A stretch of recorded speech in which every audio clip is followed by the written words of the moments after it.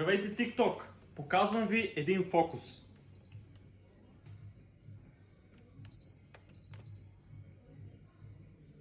Този PlayStation е извънземен. Ако и вашите PlayStation са извънземни, може да ги запознаем. А сега сериозно. Ако вашия PlayStation се пуска сам, без да е включен в контакт, тогава най-вероятно сте прибързали да махнете кабела и след това имате няколко секунди, в които PlayStation може да започне сам.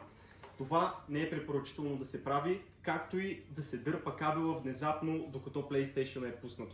Винаги трябва да изключите PlayStation от бутона или от менюто и след това да махнете внимателно кабела, когато конзолата е изключена, тъй като има опасност тя да се развали и в 0,01% от случаите PlayStation може да изгуби своята памет, хард диска да се развали или SSD-то.